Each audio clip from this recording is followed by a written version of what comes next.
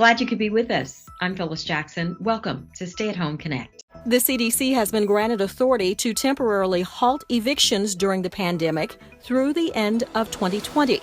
President Trump signed the executive order, which will allow the agency to use its power to stop a landlord from evicting a tenant in order to prevent the further transmission of COVID-19.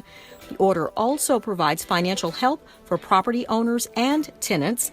That funding includes money from the CARES Act, which was passed earlier this year, along with money from HUD and the U.S. Treasury. Violators will face criminal charges.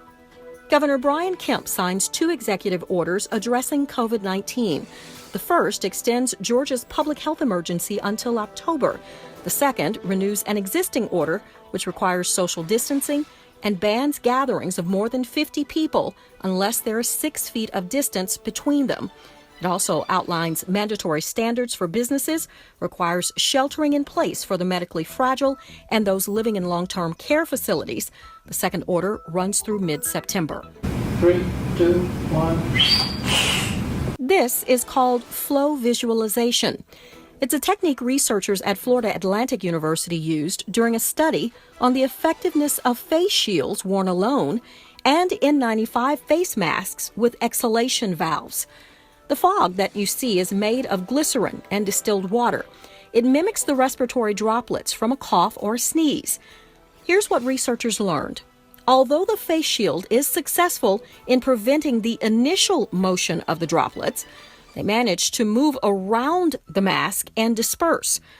The face mask with the exhalation port shows a great number of droplets travel right through the valve, completely unfiltered. Researchers say the study shows that despite the comfort of these alternatives, both face shields worn alone and N95 masks with exhale valves allow the free outflow of air, meaning they may not be as effective as regular face masks in limiting the spread of aerosolized droplets. Uber has a new policy for some drivers and riders.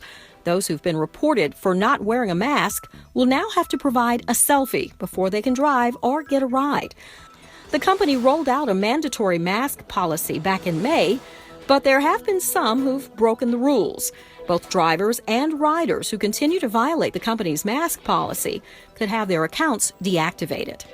Iowa, now being billed as the nation's newest hotspot. Officials with the White House Coronavirus Task Force warning state leaders about the outbreak, encouraging them to close bars in 61 counties and to be prepared to test college students returning for fall semester. All of this happening as Iowa State is preparing to allow 25,000 fans to its season opener later this month. Council members Jennifer Ide and Antonio Brown teamed up to address the topic of suicide.